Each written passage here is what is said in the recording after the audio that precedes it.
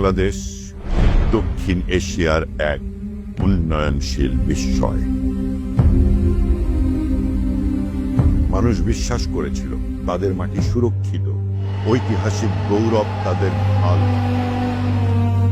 অথচ এই ভূখণ্ডের বুকে জুলাই 2024 সালে ঘটে যায় এমন এক ঘটনা যা ফিরিয়ে নিয়ে যায় স্বাধীনতার আগের অন্ধকার যুগে। নরসিংদীর এই জেলা কারাগারে শুক্রবার দুপুরের পরে যখন হামলাকারীরা হামলা করে, আইনশৃঙ্খলা বাহিনীর তথ্য অনুযায়ী তাদের সংখ্যা ছিল 10,000-এরও বেশি। এটি শুধু আক্রমণ নয়, এটি ছিল স্বাধীনতার ইতিহাসের বিরুদ্ধে যুদ্ধ। 2024 সালের জুলাইয়ে শুরু হলো ফাটল। কোটা আন্দোলনের নামে দেশ বিরোধী 71-এর গণহত্যাকারী জামাতে ইসলামীর সাথে হাত মিলিয়ে আন্তর্জাতিক জঙ্গি সংগঠন হিজবুত তাহরির মোহাম্মদ ইউনূস সহ বিদেশি শক্তি মাঠে নামল শেখ হাসিনার সরকারকে উৎখাতের জন্য। 5ই আগস্ট থানায় পেট্রোল বোমা ছুড়ে লুটপাট করে, আগুন ধরিয়ে দেয়। এই হামলায় আরও নিহত হন 2 জন র্যাব সদস্য, 4 জন আনসার পুলিশ সদস্য।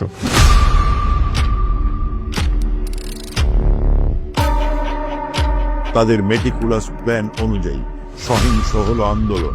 মেট্রো স্টেশনে আগুন দেয়া হলো,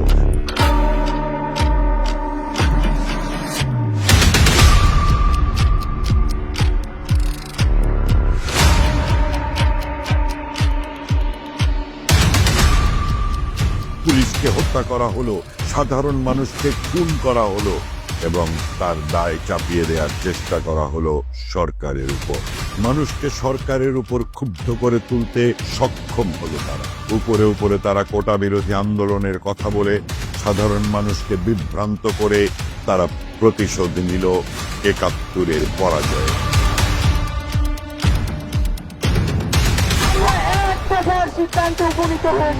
যুদ্ধাপরাধী মৌলবাদী সংগঠন জামাতে ইসলাম, শিবির, হিজবুত তাহরির ও মোহাম্মদ ইউনূসের বর্তমান সময়ের স্বীকারোক্তি তা প্রমাণ করে। It's amazing, meticulously designed thing. It's not just suddenly came, it's not like that.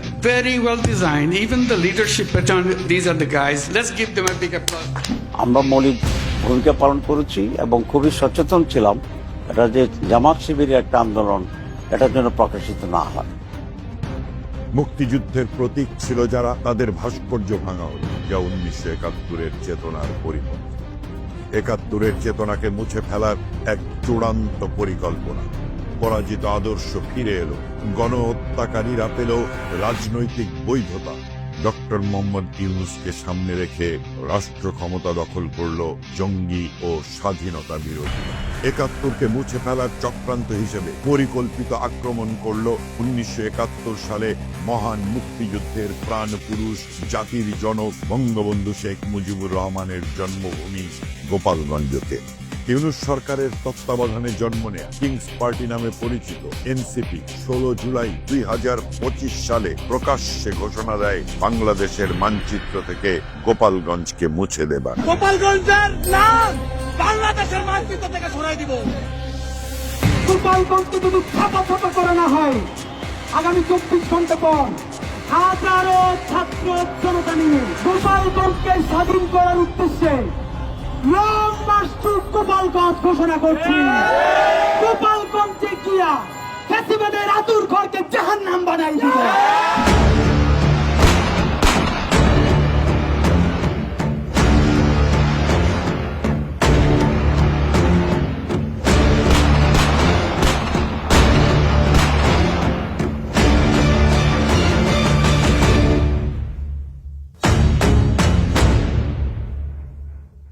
তারা গোপালগঞ্জের সাধারণ মানুষকে ঠেলে দেয় এক আতঙ্কের মধ্যে। পুলিশ, সেনাবাহিনীর মাধ্যমে গোপালগঞ্জের আওয়ামী লীগ ও তার অঙ্গ সংগঠনের নেতাকর্মীদেরকে গ্রেপ্তার করা হয় অথবা গোপালগঞ্জ ছেড়ে যেতে বাধ্য করা হয়।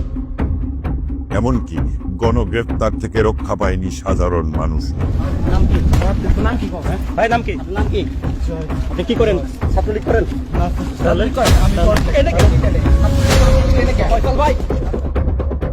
এই গ্রেপ্তার নির্যাতনের মধ্যেই গোপালগঞ্জে এনসিপির নেতারা সমাবেশে যোগ দেয় এবং তখন পর্যন্ত সমাবেশ স্থলের আশেপাশের পরিস্থিতি ছিল একদম স্বাভাবিক। সমাবেশে জনগণকে সম্পৃক্ত করতে ব্যর্থ হয় এনসিপি। সেখানে গণমাধ্যম কর্মী, পুলিশ ও সেনাবাহিনীর বাইরে 40 থেকে 50 জন লোক উপস্থিত ছিল এবং তাদের বেশিরভাগকেই নেওয়া হয়েছিল গোপালগঞ্জের বাইরে থেকে। সেখানে সমাবেশ করার লক্ষ্য ছিল না এনসিপি। মূলত এনসিপি চেয়েছিল বিতর্ক সৃষ্টি করে গোপালগঞ্জের মানুষকে হত্যা করার একটা বাহানা তৈরি করা। মঞ্চ থেকে একের পর এক উস্কানি ও সন্ত্রাসী কায়দায় হুমকি ধামকি দিয়ে বক্তব্য দিতে থাকে। এই গোপালগঞ্জে মুজিববাদীদের মাটিতে দাঁড়িয়ে আমরা ঘোষণা করছি, ওই মুজিববাদের রাস্তাটা ভেঙে দাও, গড়িয়ে দাও। মুজিববাদ, মুজিববাদ। তারা বঙ্গবন্ধুর নাম গোপালগঞ্জ থেকে মুছে দেবার ঘোষণা দেয় বঙ্গবন্ধুর সমাধি গুড়িয়ে দেওয়ার। হুমকি দেয়া হয় গোপালগঞ্জের নাম পাল্টে দেবার। তারপর সেখানে থাকা গোপালগঞ্জের কিছু সাধারণ মানুষ এনসিপির সন্ত্রাসী বক্তব্যের প্রতিবাদ জানায়। এনসিপি, জামায়াত, হিজবুতের পরিকল্পনা অনুযায়ী সেনাবাহিনী প্রস্তুত ছিল এই সুযোগ নেবার। ঢাকায় বসে পুরো বিষয়টার নিয়ন্ত্রণ করে ও সেনাবাহিনীকে নির্দেশ প্রদান করে উপদেষ্টা আসিফ মাহমুদ ও স্বরাষ্ট্র উপদেষ্টা জাহাঙ্গীর আলম, যা উপদেষ্টা আসিফ মাহমুদ নিজেই ফেসবুক স্ট্যাটাস দিয়ে জানায়। অন্যদিকে সমাবেশ স্থলে সেনাবাহিনী ও পুলিশকে সাধারণ মানুষের ওপর নির্যাতনের নির্দেশ দিয়ে সেনাবাহিনী ট্যাঙ্কের ভেতরে ঢুকে পালিয়ে যায় হাসনাত, সাজ্জিদ সহ অন্যান্য এনসিপি নেতারা।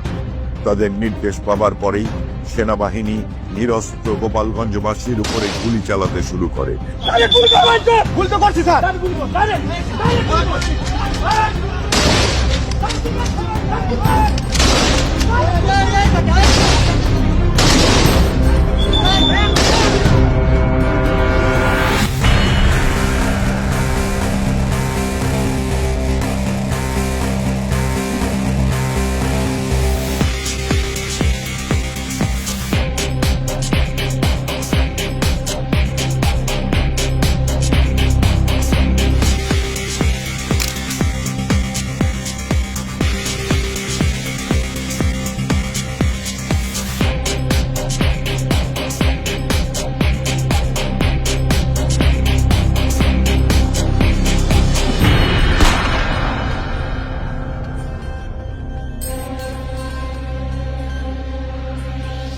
শান্ত ও সবুজ গোপালগঞ্জের বুক রক্তাক্ত হয় সাধারণ মানুষের রক্তে।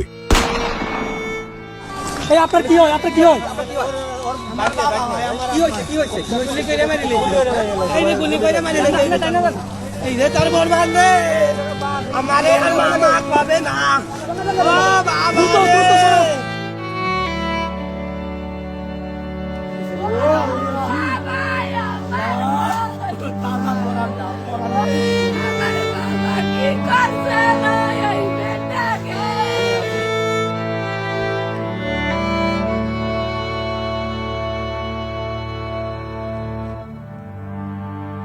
রমজান রে মাইরে লাইছে এই রে গুলি করে পাখির মতো রে, এরম বাইতে দিছি কর গুলি করে মারিলাম। আমার বাবারে মারি দিছি আর বাবরা কত কষ্ট হইরে পালছি রে বাবারে। মা একটা গেঞ্জিতে মানে 5 কেজি রক্ত।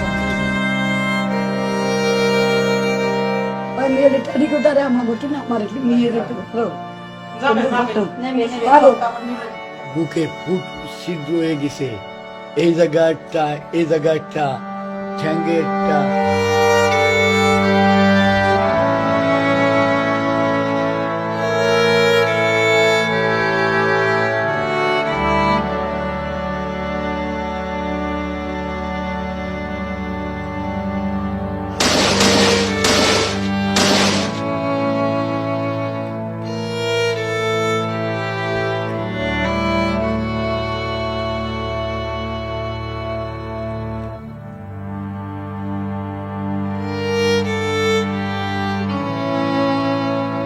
গোপালগঞ্জে সেনাবাহিনীর হিংস্রতা দেখে থমকে যায় গোটা বাংলাদেশ। হাসপাতালে ডাক্তারকে নির্দেশ দেওয়া হয় যাতে সেনাবাহিনীর ও পুলিশের হামলায় আহত কাউকে চিকিৎসা দেয়া না হয়। 3টের পরে আমরা হসপিটালে গেছি। হসপিটালে যাই দেখি কি আমার বাইক নিয়ে নিচে শোয়াই রাখছে, রক্ততে ভাসে গেছে বলুন। হসপিটালের কোনো ডাক্তার আর কোনো ট্রিটমেন্ট নাই, কোনো ট্রিটমেন্ট ওরা দেয়ই নাই, আর কোনো ট্রিটমেন্ট দেয় নাই। তারপর আমরা থানায় নিয়ে গেছি, থানা দেখছি আটকাই নিয়ে, থানায় কোনো যারা ছিল তারা কোনোই করে নাই। তার আমরা আবার সেই লাশ নিয়ে হসপিটালে গেছি। সরকারি হিসেব মতে সেদিন গোপালগঞ্জে সেনাবাহিনীর গুলিতে খুন হয় 9 জন মানুষ, কিন্তু স্থানীয় সূত্রে জানানো হয় গুম ও খুন হওয়া মানুষের সংখ্যা 55-এর অধিক। যারা গুলি চালিয়েছিল তারা জানতো কোথায় লক্ষ্য করতে হয়। তাদের রক্ত ঝরল, তারা জানতো না কেন তাদের বেছে নেওয়া হলো।